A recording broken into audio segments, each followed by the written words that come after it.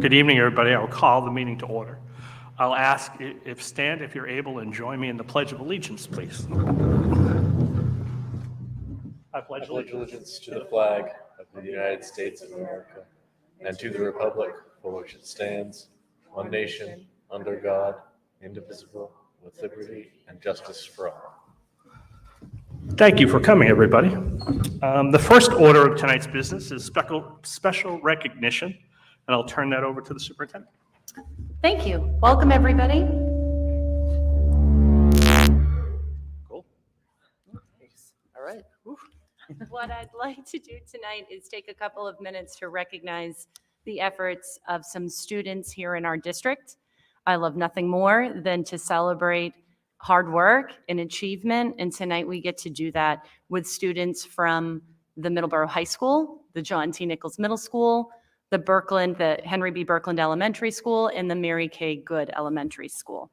So before I get into the awards for the students, I'm going to tell you a little bit about the award because it's new. And what I can tell you is that in December of 2021, the Board of Elementary and Secondary Education decided to pilot a new Student Achievement Award to recognize students who scored in exceeding expectations on either an ELA or a math MCAS exam during 2022. It spanned multiple grade levels and had additional criteria set by the state. So the state chose tonight's students. This wasn't selected by our district. And what I'll do is I'm going to call you at group at a time and have you stay up here. And actually, Mrs. Healy, I'll call you up to help me hand out the awards. I'm going to start with the high school and work my way down. Please come up to receive your award. And if you want to just line at the front of the stage, we're going to take a photo with everybody when we're all done. So families, get your cameras out. And I will call the names and then hand the envelopes. I'm going to start with the high school over to Mrs. Healy. Okay, let me make sure I have all the high school students. Okay, I have all the high school students. So it's Ava Callahan, Chloe Deegan, Anna Dufresne, Valerie Ellis, Anna Jane Erickson, Stephen Folger, Quinn-Erica Johnson, Olivia Marshall, Daryl Nania, Enzo Rich, did I say that right? I did.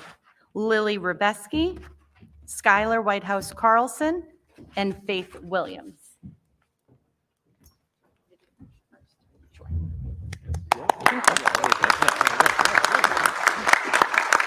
I looked over and saw the class, so I was like,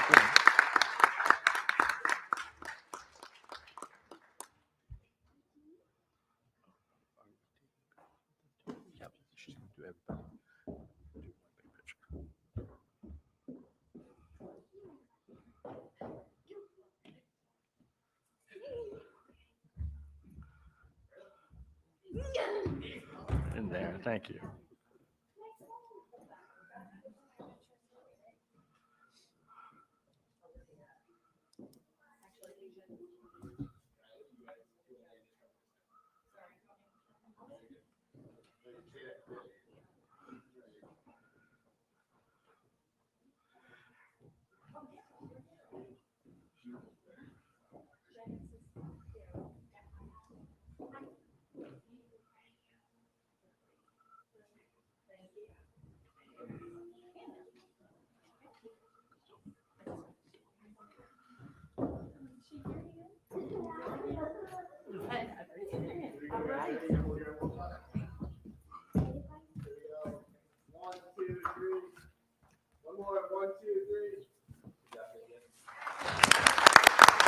Great job.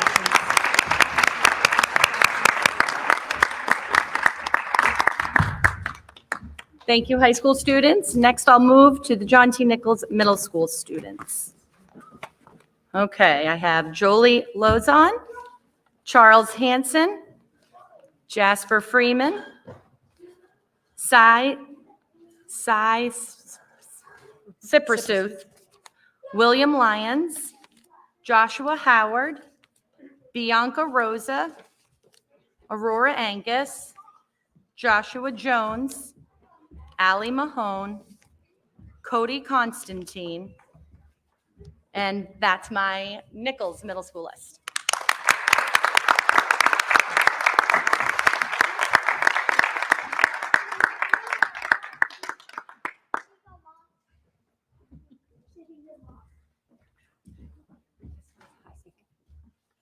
Oh, I forgot. No, sure. Okay.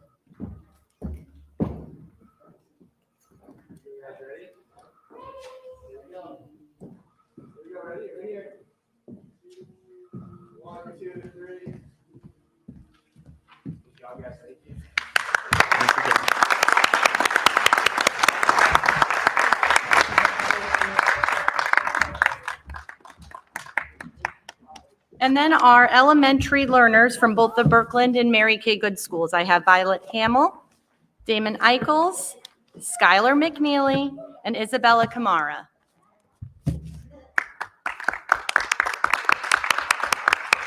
There's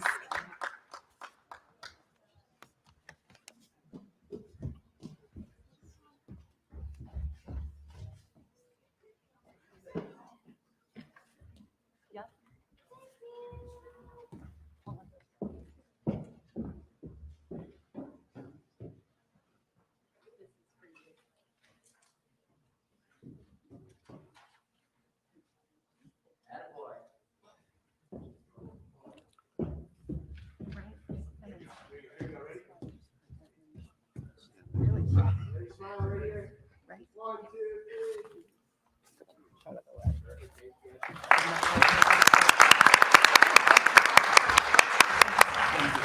And I believe we have one student who arrived late. Skylar Whitehouse Carlson, are you here? Come on up.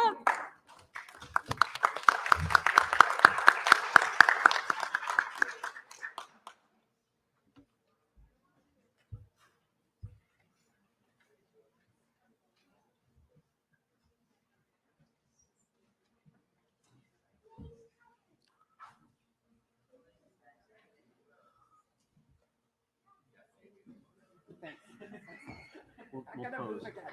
We'll pose. Nice job, Sky.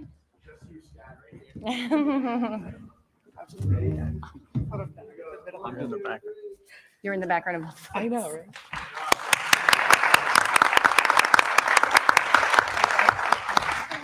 I love those boots. Congratulations to all of our students. Thank you for making Middleborough so proud to have you as part of our community. So thank you, parents. I hope you enjoyed tonight and join me in celebrating with your children. Job well done.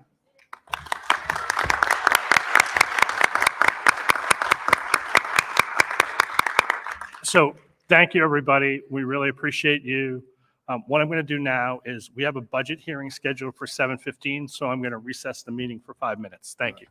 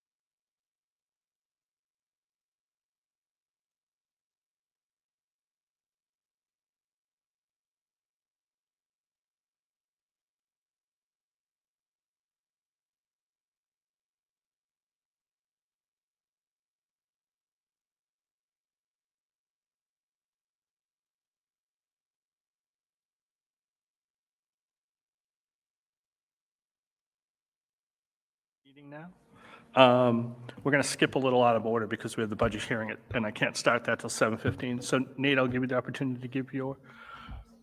So, starting with the MEC, this week at the MEC, as we return from the break, we are celebrating Read Across America Week. We have a theme for each day. Monday was Fox and Socks. Tuesday was supposed to be Green Day, Green Eggs and Ham. Wednesday was Wacky Wednesday.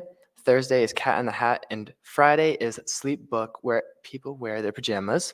And it's been great to see everyone so excited about reading and writing. Then from the MKG, the book fair is going well. Thank you to all of our volunteers to make this a success. The MKG after school clubs start on Monday. We look forward to rescheduling the performance by Jesse Green Chainsaws, Cheeseburgers, and Rock and Roll. Dr. Green is a world-renowned master chainsaw sculptor. He is also a highly acclaimed motivational speaker. He has been featured in the National Geographic Channel's primetime series, American Chainsaw. He tells a story of his own road to success, as well as his failures and struggles along the way. He inspires students to follow their dreams and find their place in the world. Never give up. Now for the HBB, lots of fun stuff going on at the HBB. We just started our winter/spring round of after-school clubs, and we have all sorts of fun options for the kids in every grade. We are also looking forward to the start of the annual HBB Readathon, which begins next Monday. The Readathon is one of our biggest fundraisers of the year, and we have a lot of fun and prizes available over the 2 weeks. Anyone interested in supporting the Readathon can find more information in tomorrow's edition of the Best of Berkland's newsletter, which is available on the website. And lastly, we are looking forward to our kicking off the Readathon with our annual Family Reading Night, which is a fun event for families and will be held on Tuesday evening. Doors open at 6:30 p.m. The theme of the event is Traveling the World Through Books, and we hope to see you there. For the Nichols Middle School, we have a math club meeting coming up, and it's still to be determined. And the unified basketball team starting up at the Nichols Middle School for the first time, which is amazing. And parent-teacher conferences will be in April. Now, finally, for the MHS, good luck to the boys basketball team in their game tonight against Scituate. We are all rooting for you. Good luck to our track athletes competing in the New England Championships and Indoor Nationals in the next 2 weeks. Good luck to Christina Chain and her running to become the 2023 MASC president. You have accomplished great things, and we hope for the best. And Winter Sports Awards Night will be on Wednesday, March 15th at 6 p.m. in the auditorium. Thank you, Nathan. Does anyone have any questions for Nathan? I do, Nathan, because you forgot the most important news. Will you be attending next year? Oh, so recently I've committed to Franklin Pierce University, New Hampshire, to pursue a degree in nursing and to play soccer. Congratulations. Wonderful. Thank you very much, Nathan. We appreciate it. Thank you. It is 7:15, so I'll put this meeting on hold. I will open the public hearing on the budget. A couple of things to get over with. First is according to Mass law, we have to post the public hearing for the budget, in which we did. It's included in your packet, and we posted that in the Nemasket Weekly. And with that, I will turn the budget hearing over to the superintendent. Great, thank you. Okay, welcome everybody. This presentation will be in 2 parts. I have brought with me, of course, Director of Business and Finance, Sarah Hickey. She will be talking specifically about all the numbers and facts associated with the proposed budget. Before we get into that, what I'm going to do is talk to you a little bit about this budget more in depth to give you kind of the story behind the numbers. There are several budget drivers that have led to this proposal. This proposal has been a joint effort through multiple aspects of the administrative team. We've had consultation with the budget subcommittee of school committee. We've had the finance committee represented at our budget subcommittee meetings. And this has been the product of a lengthy effort with principals and directors really conducting needs-based assessments to determine what's going to go into the proposed budget for this year. The budget drivers are divided into these categories, which include salaries and staff. I'm going to go into depth on each one in subsequent slides. Technology, curriculum and instruction, facilities and maintenance, special education, student services, and transportation. Let me just make sure that goes the right way. Okay. So when looking at salaries and staff, it is important to note that education is a completely human resource-driven industry.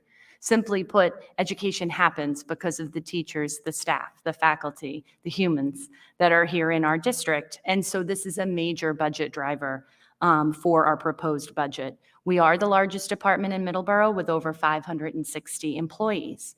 Compensation includes salary, benefits, and retirement. We have 5 school buildings in Middleborough, and there are building-based faculty and staff in an array of categories: teachers, related services, paraprofessionals. We have administration, administrative assistants, facilities and maintenance, cafeteria workers, the technology department, our crossing guards, and transportation. So when you factor in, when you're looking at this budget as a whole, it's important to consider how many people we're talking about and the wide variety of services all of these individuals provide. The next driver is technology, which is divided into several categories. When you say we're spending money on technology, a natural question is, well, on what? That can include the maintenance of hardware and software throughout our district, the switches and networking equipment and infrastructure that creates our connectivity here in our district, things like copiers and printers. And then, of course, there's computers, Chromebooks, and iPads. Try to remember that these are not just teacher or staff-driven devices, but now include all of our students at all 5 buildings in some measure. So technology is an expenditure that when you look at how we were accounting for this budget driver prior to COVID, it looked very different than it does today. And something that goes along with technology is that nothing or almost nothing is a one-time expense. When you buy a computer, depending on what type of product you purchase, it's not a forever purchase. It's a purchase for a set amount of time. So this is one of the budget drivers that requires constant attention. Curriculum and instruction is another major driver of this proposed budget, which involves programs like Staff Strong, which is our induction and mentoring program, assessment tools that we're using across all 5 buildings, horizontal and vertical articulation curriculum development, which is a fancy way of saying that we want to make sure what's happening at pre-K and K actually has a through line all the way to grade 12 in our post-grad programs. That's connecting the work of curriculum so that what happens at elementary will make sense at middle school and complete at the high school level. We have a math curriculum pilot, which is new math curriculum for the district, addressing learning gaps for all of our learners, and then most importantly, professional development in the world of curriculum and instruction. And that's a wide range of topics as well: social emotional learning, curriculum planning, math, literacy, civics, our NEASC coordination, which is our accreditation for the high school, evaluation and supervision of staff, and data-driven instruction. Next is facilities and maintenance. I think often people talk about Middleborough and they think about our 5 school buildings, and that's accurate. We do have 5 school buildings, but we have several other properties here in our district. We have 34th Street, which is affectionately called Flora Clark, which is a former school building in our district. 6 School Street, which is the School Street School, 13 Forest Street, and also 49 Union Street, which is the Lincoln D. Lynch School. So when you look at facilities and maintenance, it's not 5 buildings, it's 5 buildings plus these properties as well that require maintenance and ongoing preventative measures. Preventative maintenance and improvements in general are a major portion of the facilities and maintenance budget because, you know, if you neglect, it's much like a house. If you neglect a certain part of the house, you know, you have different financial implications from that. So a well-rounded budget considers what needs to be done at periodic times. Utilities like water, sewer, electricity, gas, and telephone, and I'm sure I don't need to tell everybody here about how this has particularly increased certain utilities in particular. And that staff is ultimately expanding because we have brought on, you know, not just the new high school that warrants a groundskeeper, but also the School Street School as an administrative building. We are expanding what we need as a facilities and maintenance department. Next is special education. We have approximately 615 students who are eligible for special education and related services, which makes up approximately 19% of our student population. We offer a full complement of services, which includes special education instruction, paraprofessional services, related services such as occupational therapy, physical therapy, behavioral services, counseling services, nursing, and also home-based services. These are services that range from pre-K, which truly is age in. The students age in at age 3, but if you talk to that pre-K team, a lot of families are working with our district starting when they are 2 years old, because students have to be identified for services to begin on that 3rd birthday, all the way through postgraduate programming for certain students aging out at either age 22 or the receipt of a high school diploma, whichever comes first.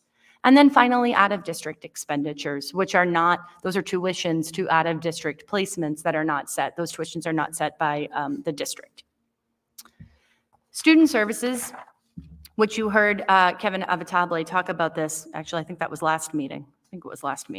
Some of the drivers behind this new department include comprehensive mental health system for the entire district. And Care Solace is actually one example of what I mean by, well, what's a comprehensive mental health system? Social emotional learning and putting kind of not just parameters around what that means, but defining what that means for the public school system. That's where you see Panorama, located at the bottom of this slide. School to work programming through both Mass Hire and YouthWorks. And finally, professional development, which includes, but is not limited to, behavioral management and trauma-informed care. These are 2 of the big initiatives that were launched in the 22-23 school year. Next is transportation, which includes transportation for all students in our district. It includes specialized transportation for students who are eligible for specialized transportation. And then transportation for students in both foster care and homeless programming. Finally, it includes the maintenance of this equipment as well. So I tell you about all these drivers because your budget really tells the story of what's going on in our district. And that's where I really will turn it over to Sarah momentarily, but what is our Middleborough story is often told through your budget. And what I've come up with tonight is some points, as vetted through the administrative team, to illuminate that story for you. Middleborough in this next chapter is a place where student opportunity and growth is something that we believe in and fund. It involves program development, taking programs that we have and strengthening them to maximize that reach to all learners, rigorous and high quality curriculum and instruction so that our students are getting a high quality and valuable education, the development of multiple pathways for students so that there is no one right path as you enter into our high school and into adulthood. Students are planned for a multitude of opportunities. Support and development of staff through targeted professional development. We recognize how difficult it is to meet all the diverse needs of our community, and helping our teaching and instructional staff is a huge role in not just the budget, but what we do every day. And finally, comprehensively addressing the needs of the entire school community. And those needs branch from anywhere to mental health services to family assistance of any kind, quite honestly. So that's really the story of what the budget is. We'll turn into the numbers, but I wanted you to have this explanation of what these numbers mean so that they're not just numbers on a spreadsheet. So with that, I'll turn it over to Ms. Hickey, and I will hand that over to you as well. Thank you.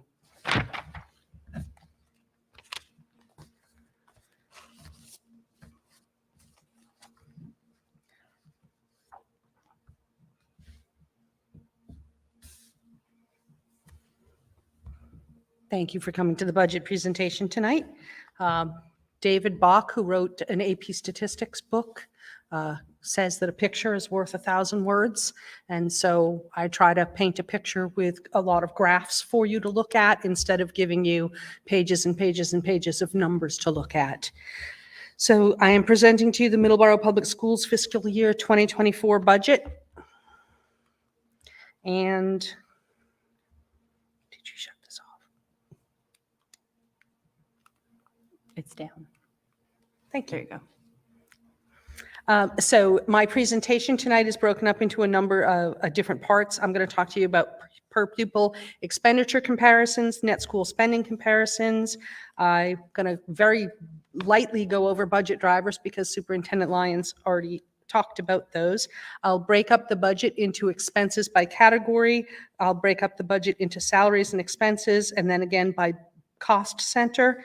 I've included information on our transportation budget, a comparison from FY22 to FY24, and then a summary of total costs from all sources of funds. So my budget starts off with per pupil expenditure comparisons. Every Massachusetts school district is required to, within 9 months of the close of its fiscal year, arrange for and undergo an independent audit of its financial records. So in the fall, I complete an end-of-year report, and then I submit the end-of-year report to the independent auditor. I'm actually meeting with the auditor next Tuesday on my FY22 end-of-year report. So because the end-of-year reports have to be submitted and then audited, the most complete information that the Department of Education has is 2021, because all of that has been complete and audited and certified. So this is the 2021 per pupil expenditure is the most recent available information.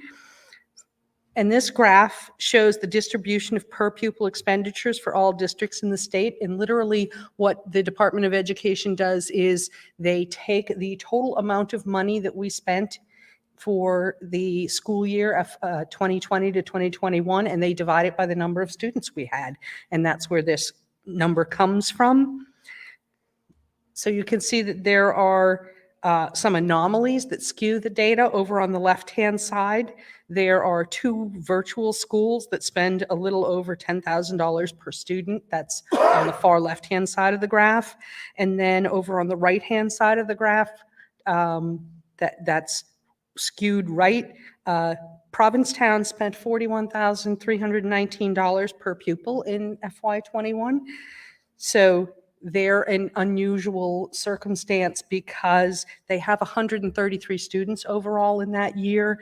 And for example, there were 11 kindergarten students, 8 first graders, and 10 second graders. So that essentially is 29 students that need 3 different teachers.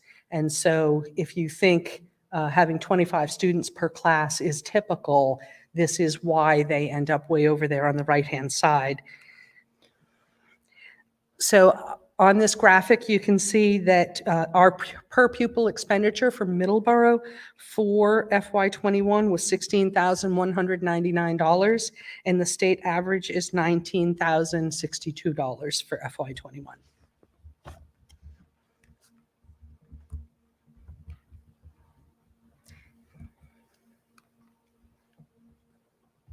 I've hit the clicker 3 times now. You have to point it right at, there you go. Where should I be pointing it? Thank you. Towards the computer. Net school spending. This funding requirement is one of the major differences between the school department and every other department in Middleborough. No other municipal department has a specific funding requirement, due in large part to the fact that no other municipal department's service is guaranteed by the state constitution. The school department also tends to be the largest portion of the municipality's budget. Not every penny spent on public schools counts towards net school spending. Only operating expenses, which is our general fund expenses and salaries and wages, and municipal indirect costs are considered net school spending eligible. Expenses that are not net school spending eligible are things like transportation and capital expenditures, or expenditures funded by grants and revolving funds. There are 3 components to net school spending. There's the foundation budget, which is calculated for the district, representing minimum spending needed, adjusted annually to reflect changes in enrollment, demographics, inflation, and geographical wage differences. There's the local contribution or local appropriation required to meet net school spending. Chapter 78 is the share of the foundation budget by the state. It was a law passed in 1993 as part of education reform. And then the local contribution plus the Chapter 78 equals our foundation budget. So if you think about the word foundation, your foundation in your home is what your home is built upon. The foundation budget is where what our budget is built upon. It's a number that we need to build from. So the foundation budget is referred to as required net school spending.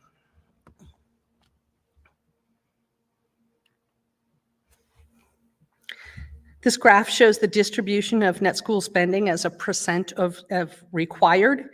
The data is skewed right for several reasons. Districts with small student populations would be over on the right-hand side. And then there are wealthy districts that choose to fund schools at a much higher rate than is required. Middleborough in FY21 spent 126.1% of what was required, and the state average is 132.6% for FY21.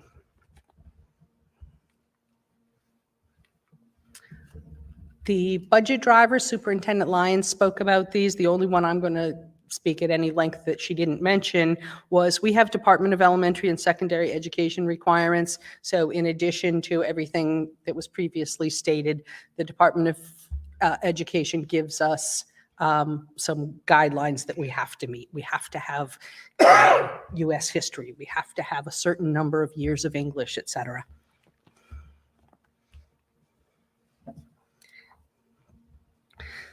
So the next part of the budget is where I have the graphs for you. So the town manager gave Superintendent Lyons and myself increase in our budget for the year and asked us to have spend $38,887,702.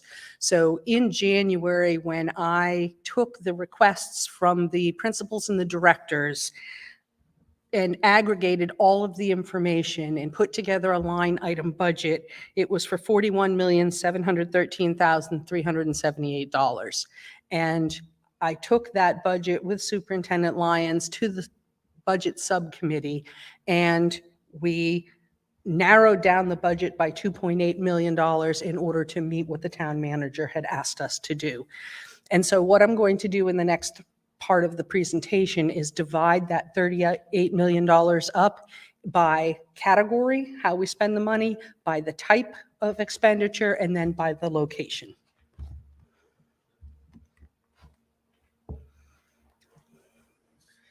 So the first part is the expenditures by category. The Department of Education gives us a set number of categories. They are 1000s, which are district leadership and administration. The 2000s are instruction. 3000s are other school services. And so I've divided the budget up into those pieces, and I'm going to walk you through those. The first category is the administration. The administration, which is called the 1000 accounts, that encompasses expenditures for school committee, the superintendent's office, the business office, and legal services for the district. The 2000 accounts, the large piece of the pie that you see there, the 2000 accounts are instruction. So in that comes salaries for teachers, paraprofessionals, money for substitute teachers, professional development, textbooks and equipment, supplies, and instructional technology. And that is the biggest piece of the pie, instruction, because we are a school district and that is what we do. The 3000 accounts are for the health department and nurses. There's student activity money in the 3000 accounts. That's where we fund athletics, a portion of our athletics, and that is where building security comes under. The 4000 accounts, that blue piece of the pie there, is utilities. It also includes maintenance and custodial salaries, maintenance of building and grounds, technology infrastructure, and support. The 5000 accounts, which is a very tiny little piece of this pie, is sick leave buyback. So there are some employees who were hired before a certain period who have the right to sick leave buyback. And so that gets paid out of the 5000 accounts. The 6000 accounts are for community services. Middleborough doesn't pay anything out of the 6000 accounts. 7000s for replacing motor vehicle. This is, again, a small piece of the budget. We have a transportation department where we have our own minibuses and minivans So that would be replacement of 2 minivans for next year. The 8,000 accounts is for debt retirement, which doesn't fall under the school budget. That the debt and lending is done by the town. And so I don't have that's what the 8,000 accounts are, but we don't have money in those accounts. And then the 9,000 accounts are tuition accounts. And that is for the agricultural schools, the out-of-district placements, and that is where we have money for the Special Ed Stabilization Fund.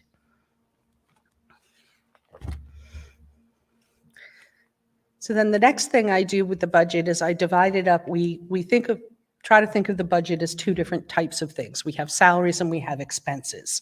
So our salaries take up the bulk of the budget, that $32,284,063. That represents 83% of the budget. So 83% of the school budget goes to pay the people who work for the schools. And then the rest underneath salaries, those are all of our other expenditures. So contractual services, that's, for example, the elevator inspectors that come in. We have AEDs in every building, so we get those serviced yearly. So that's the type, and we have contracts with vendors that will, with copy machines for us. The next amount is supplies and materials. Other expenses, that's things that aren't specifically designated. That's why that number is so much smaller than the others. Utilities, almost $3 million next year is the estimate for utilities.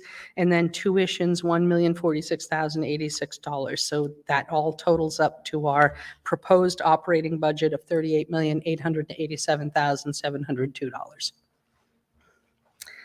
The second graph I have for you is that the same thing, the $38,887,702 divided up into those categories on the previous slide. So again, the salaries, 83%, that's the gold part of the circle there. And then if we go clockwise around the budget, contracted services is 6% of the budget, supplies and materials 4%, other expenses 1%, utilities 3%, and then tuitions are 3%.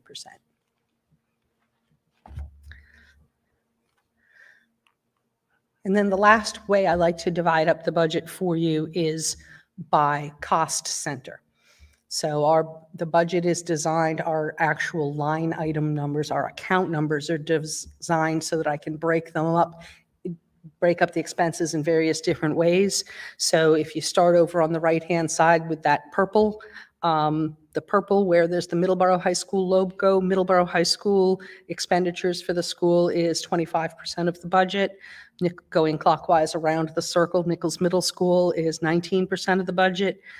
Henry B. Berkland School, 14%. Mary K. Good, 15%. Mary K. Good is slightly large, has a larger student population. Memorial Early Childhood Center is 9% of the budget. The large purple part, undistributed, 5% of the budget, that encompasses things like our curriculum department, our maintenance department, security expenditures that we have. So and transportation also falls under undistributed. District administration is the orange piece of the pie right at the top of the budget, 3%. Pupil personnel services, which encompasses both special ed and student services, is 7% of the budget. There's a little tiny piece of the pie for athletics, which is less than 1% of the budget.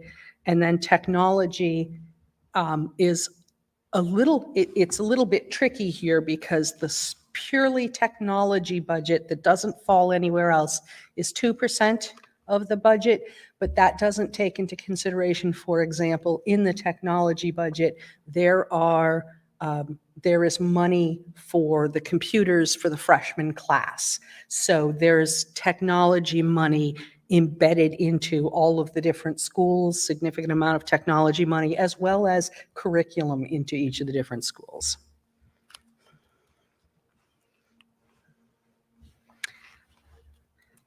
Our FY24 transportation budget, the regular education transport for students grades K through 12. That is our contract with Student Transportation of America, which we know as Five Star Bus here in Middleborough, is $2,632,245.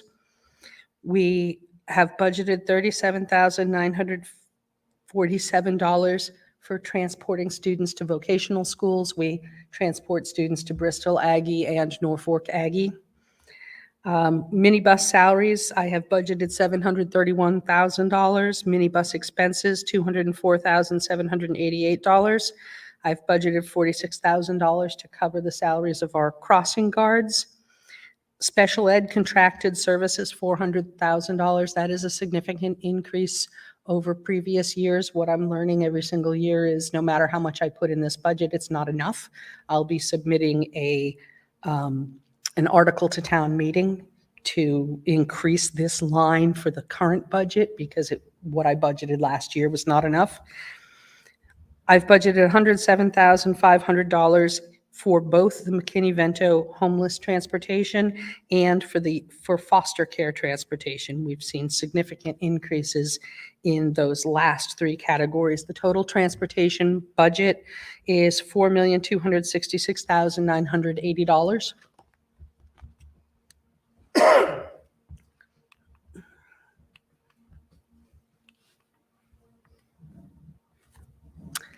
The next slide is just a comparison from fiscal year 22 to 23 to 24.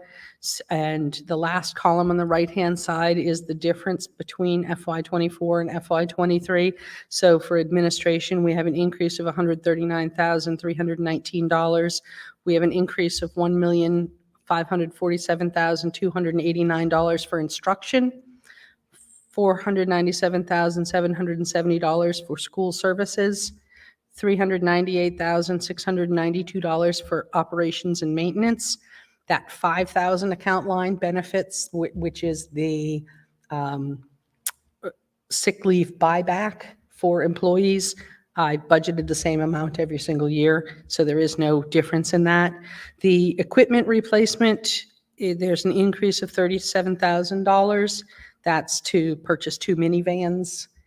And then there's the tuitions. There's a decrease of $768,275 in order to balance our budget with the number that the town manager gave to us.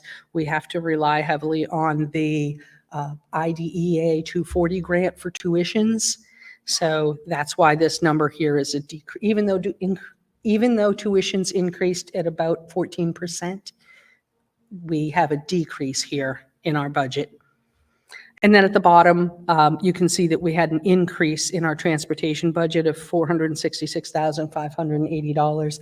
And again, that was to compensate for those three lines, the special ed vendor transport, the homeless, and the foster care transport that have just been so outrageously expensive for us for the past 3 years.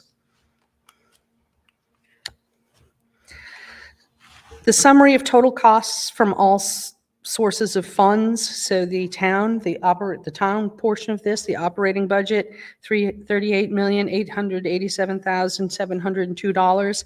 In addition, the transportation budget is also coming from the town, $4,266,980. We are anticipating $1,300,000 in circuit breaker special ed reimbursement, $965,422 in the FY24 IDEA grant. And then in addition to all of that, we will be funding salaries with grants and revolving accounts for $2,645,232 for a total of $48,065,336 for next year.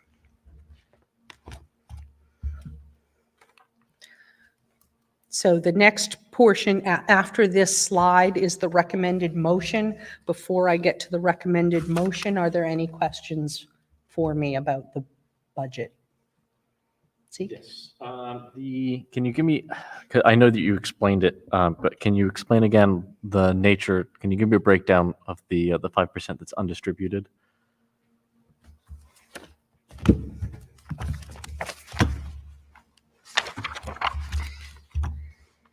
Just as an example as to what some of the things we've Yep. gone over in the meetings. Undistributed district leadership, so that would be our curriculum director and all of the expenses for the curriculum director for her office, as well as running the Start Strong, I'm sorry, it's called Staff Strong Welcoming for new teachers into the district.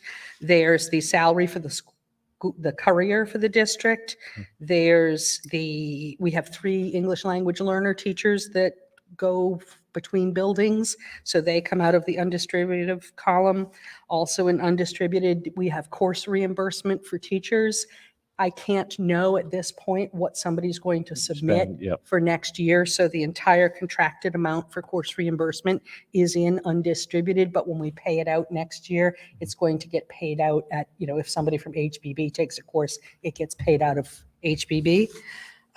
We have money for professional development in the undistributed line, general supplies, textbooks, tutoring, computer software, district security, utilities for buildings that are not one of the already named buildings, so the Right. 13 Forest Street. And then our entire maintenance department, their salaries All right. and expenses. Thank you very much. Appreciate it. For the fiscal year 2024 budget, do you know if a third cluster for 6th grade at Nichols is somewhere included in that? I don't know if you have like building specifics. Sure. So, well, right now, this doesn't include additions to staffing. Okay. But that doesn't mean that there won't be additions to staffing. I am well aware of the request for additional staffing specifically at the Nichols Middle School. It's something we have talked about, and that'll be kind of the next phase of the budget. Perfect, thank you. Other questions? Does anyone in the audience have a question before?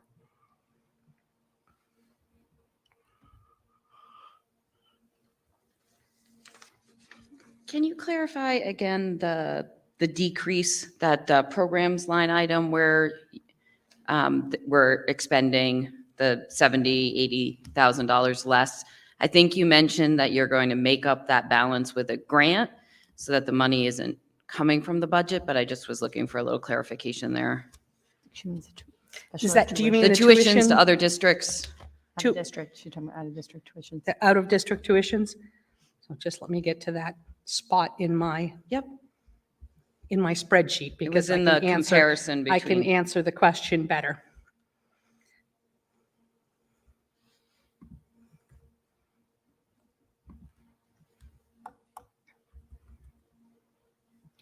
I can tell you that part of the story there has to do with the IDEA grant that we receive yearly.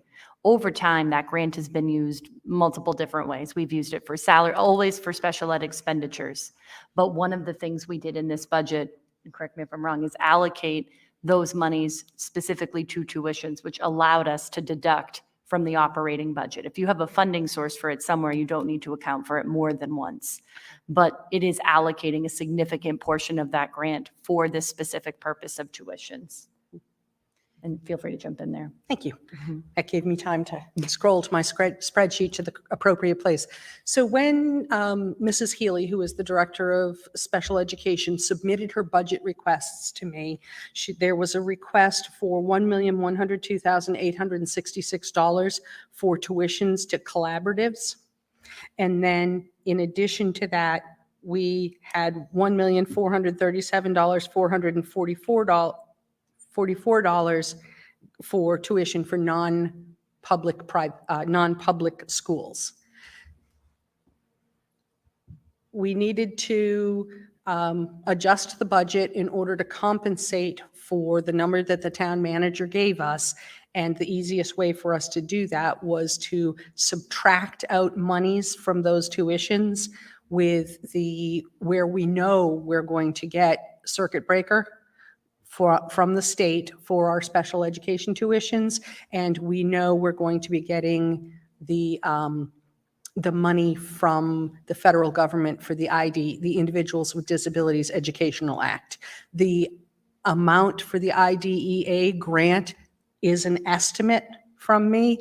The amount for the special ed, the circuit breaker, is equal to the amount that we received this year. So we had $1.3 million in circuit breaker relief this year. So I used that money as a prediction of what we will get next year. So it's not, not a reduction in services to Correct. Not at all. the children It's- in the districts. It's just a shuffling of where the money's coming from. Correct. Yes. And then just to give you a little info on the circuit breaker program, that is a relief program from the state, but it isn't properly understood as a complete reimbursement program. First things first, in order for a student to be eligible for that type of reimbursement, their expenditures have to exceed a foundational amount, which hovers around $45,000. It goes up each year, which is why I'm tripping over that number.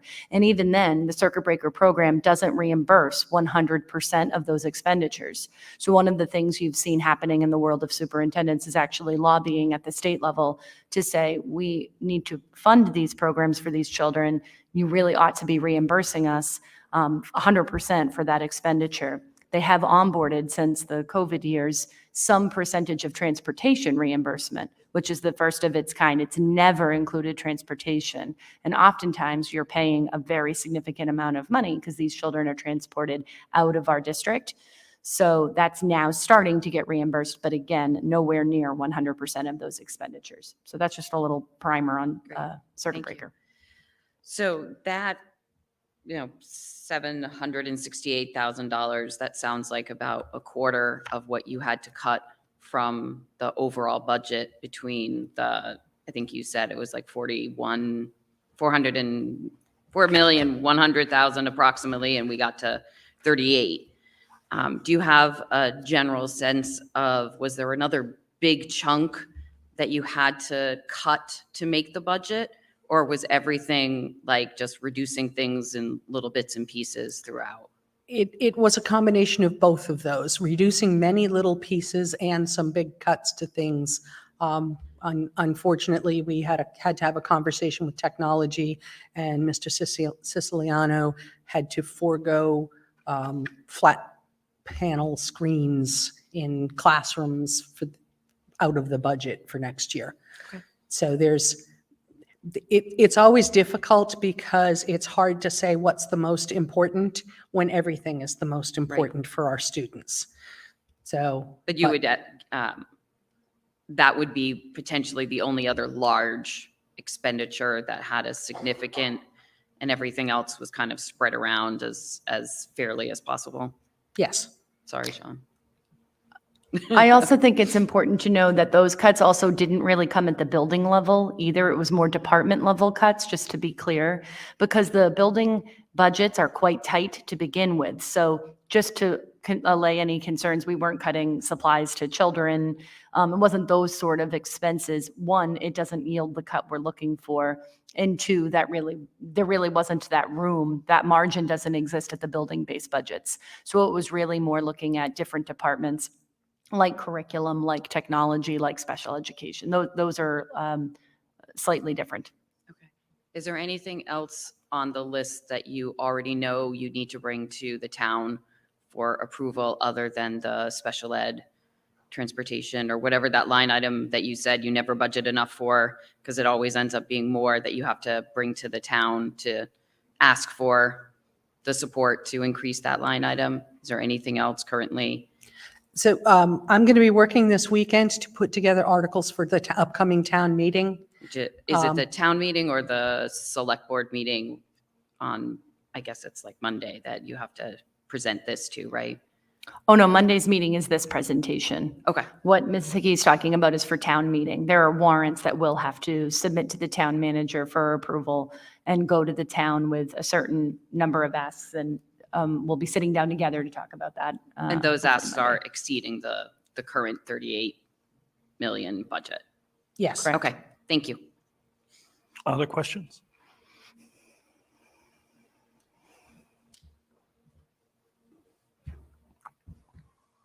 Welcome, Bob, and I appreciate your help this year from the Finance Committee side. Good evening, Mr. Chairman. I have a comment and I have a question. And the comment relates to where you were just heading. This year, the town manager asked members of the finance committee, and I am a member of the finance committee, to be liaisons with different town departments, and the finance committee asked me to be that liaison. And I want to thank the school department for allowing me to sit in.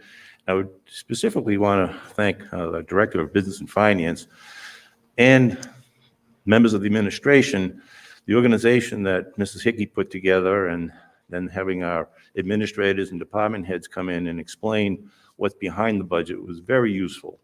I want to thank all of them that participated in that activity. Question. So the $38,887,702. Chapter 70 money, can you speak to the Chapter 70 money and how that impacts our $38 million, dollars? So the Chapter 70 money, the initial estimates for Chapter 70 were released last Thursday.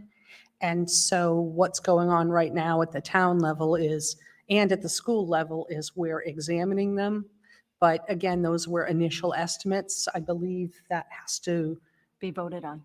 be voted on and might not even be finalized until July. And so what we know for almost certain right now is that the town manager has allocated us $38,887,702 for the operating budget and $4,266,980 for the transportation budget. And fingers crossed, it won't go down. Mr. Chair, so let's pretend that the amount of money that I think you're using the town manager as the person who's giving you a figure, that number that was given to the school department to use has an estimate in it that includes an estimate of what Chapter 70 may be part of that. That's the question. Is that that's part of my question. Sorry, ask is your question, what are we doing with the estimate, or what happens if the estimate's incorrect? Mr. Chair, let me rephrase it. Are our taxpayers, out of our tax bills, spending $38 million from that amount of money, or does the $38 million include Chapter 70 money? The 38 million includes Chapter 70, I believe. It does. So when we say that our taxpayers, yes, we are all taxpayers, and yes, it's coming from the state of Massachusetts, but our taxpayers are getting state aid to help us with our school department to function. Yes. Yes, okay. I just, if someone hears that we're spending $38 million, I think it's important for them to know that we're also receiving state aid, which, yeah, it's coming out of our pocket, but it's a different pocket. Absolutely.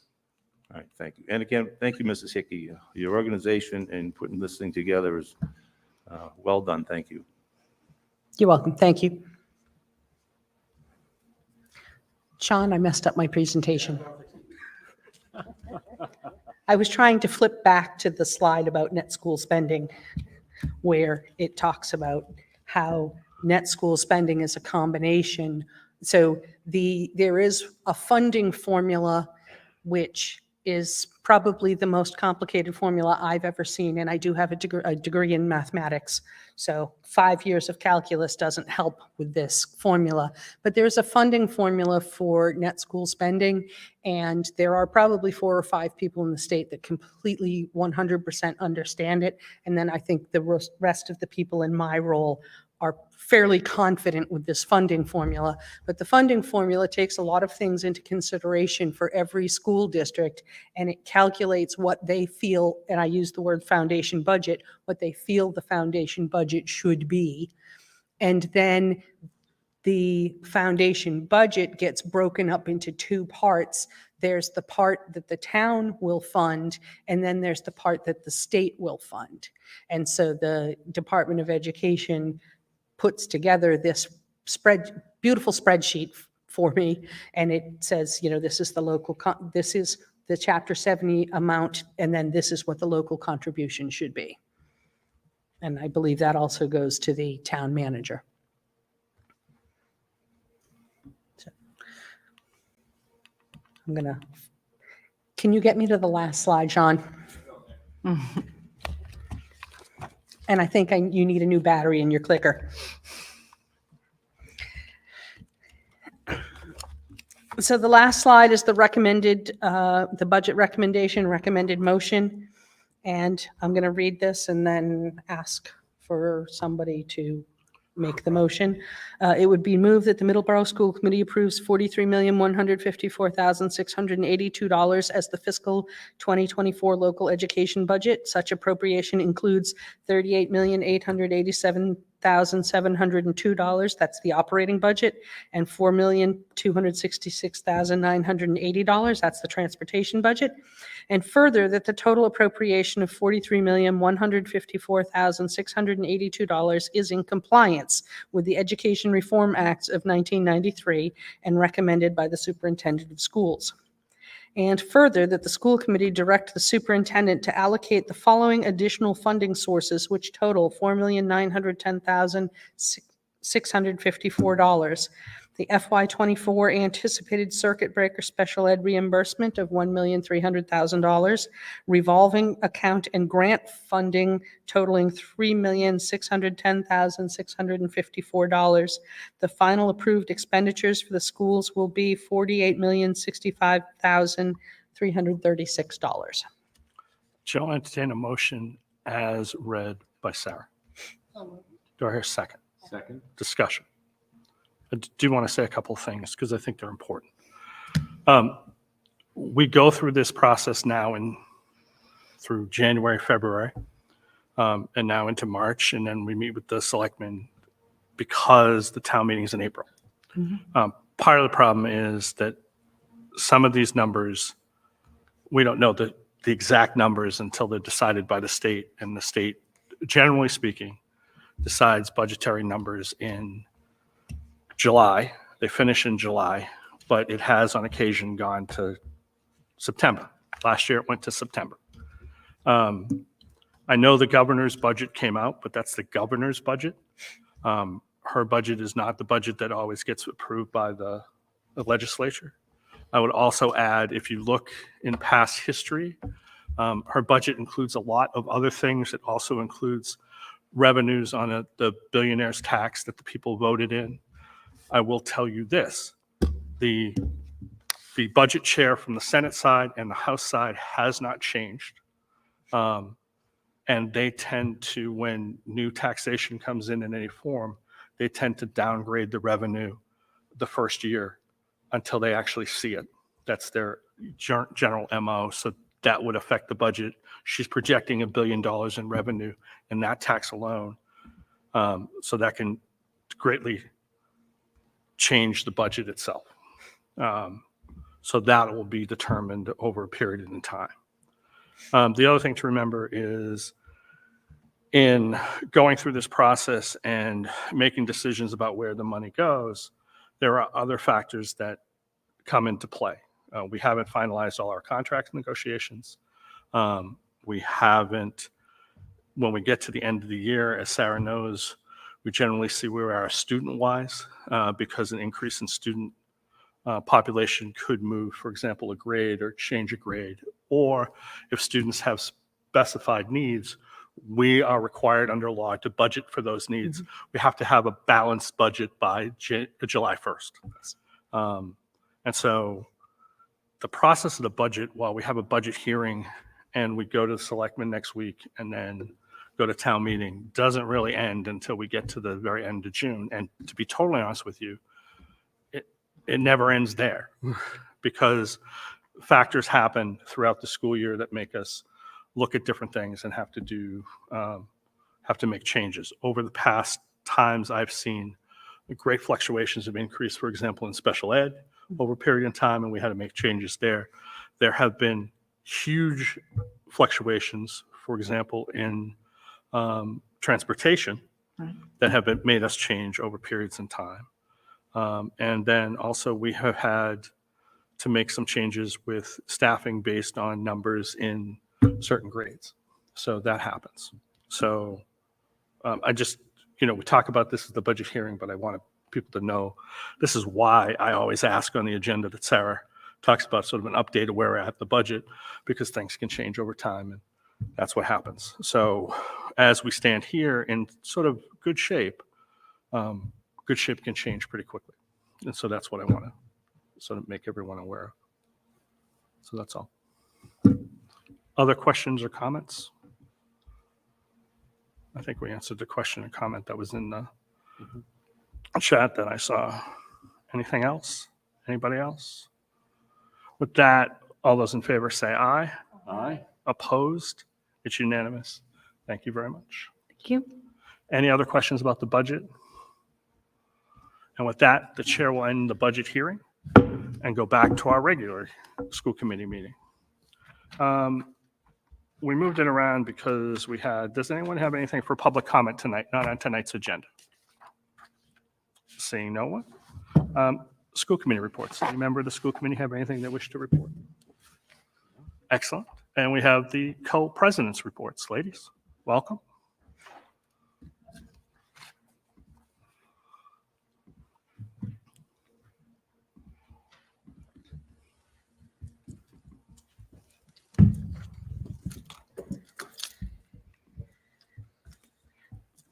Good evening. Thank you for having us tonight.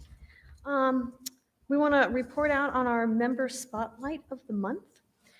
This month, we'd like to recognize Kate Stack.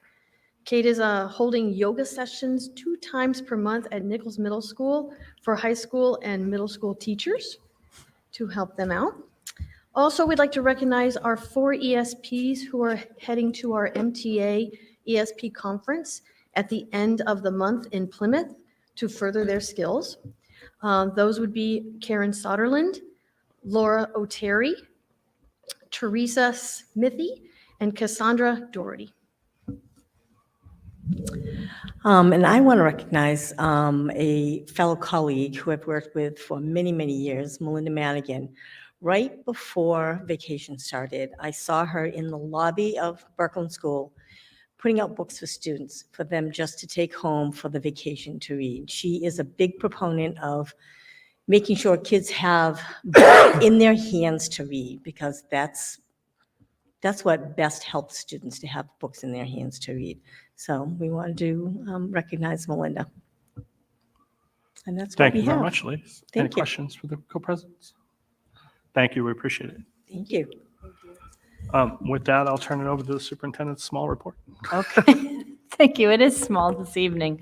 And actually, what I wanted to do was remind everybody that the DEI task force is actually a tab it's an announcement up on our website. And it's been open for just about 2 weeks. And I'll just briefly go over it. But what I'll tell you is we're getting ready to close the window and start making selections. So before I do that, I wanted to make sure I announced it again to the community. I know Nemasket Weekly covered it, and I appreciate that. We are looking for a wide variety of stakeholders, which includes, besides me, the 3 MPS school administrators, 3 MPS school employees, which would be a district employee, a classroom teacher, clinical staff member. We're looking for 3 current students. We're looking for 3 current legal guardians, ideally 1 from each level, elementary, middle, and high, and 2 community stakeholders. So the Diversity, Inclusion, and Equity Task Force is a group of faculty, staff, and community members and students assembled to elevate our school community's cultural awareness. The purpose of the committee is to develop and promote strategies and best practices within the realms of all diversity within the school community. The ultimate goal is to have a more inclusive community so that we can provide a holistic, educational, inclusive environment for all. The focus areas are curriculum instruction and materials, facilities, hiring practices, opportunities for learning, and procedures and policies. So you can find that information on the website. Please do sign up if you're interested. It is completely voluntary, and we will be reaching out with membership and meeting dates very shortly. We actually have a meeting tomorrow to talk about the responses we've gotten so far. I think we're in the neighborhood of about 30 responses already. And that's my report for this evening. Excellent. With that, I'll move on to the Middleborough High School building project. I don't really have anything because we haven't met since then. We have a meeting in March. So we'll have more of an update at the next meeting. Chair will entertain a motion to approve the consent agenda. Do I hear a second? For discussion, the only thing on the consent agenda is a couple of fundraisers. One for Project 351 Clothing Drive, the other for yard signs for seniors and approval warrants. All those in favor say aye. Aye. Opposed? It's unanimous. And then we have on our action item, which is a surplus of 2 school buses. Sarah? Thank you, Chairman Young. We have a 211 Chevy Starcraft 20-passenger bus with 161,107 miles on it, and a 212 Ford 250 7-passenger van with 169,281 miles on that. Those 2 vehicles are currently not in use by our transportation department, and we're looking to surplus them. Any, Chair will entertain a motion to surplus those 2 buses. So So moved. Do I hear a second? Second. Discussion. Any questions for Sarah? Yes. I just wanted to ask for the people that don't know, what is surplus? Thank you for asking. So when the school department has items that are no longer necessary for us, we go through the process of surplusing them with school committee. So it is school committee policy, like we can't just throw things in the trash. So these 2 vehicles may be of value to somebody. So the first thing we do is we offer them to the other departments in town. And give them an opportunity to take them should they want them. And then if there is no other department in town that wants a 20-passenger school bus, then we would examine, would it be more valuable for us to try to sell it or to scrap it? Gotcha. All right. Thank you very much. Any other questions or comments? Are you going to buy a school bus? Maybe. We're in the- Go on a nice Just tour. wondering. Yeah. All those in favor say aye. Aye. Opposed? For other business in your packet was that the middle school 8th grade civics is going to Edward Kennedy Institute for the U.S. Senate, which is a very wonderful place. And before we adjourn, Zeke had asked me if we could move the March 16th meeting from the Thursday to the Wednesday. We can't move it to the Wednesday that week because there are other events going on at various schools. I think there's a kindergarten registration, and so we have a lot of people out. But this school in particular is available to us the week after on the Wednesday. Does anyone object to moving it to March 22nd? It'll be Wednesday, the 22nd. Seeing that, then our meeting will be Wednesday, the 22nd. We'll set it up that way. Anything else? With that, the chair will entertain a motion to adjourn. So moved. Do I hear a second? Second. All those in favor say aye. Aye. Opposed? It's unanimous. Thank you very much, everybody, and have a great evening.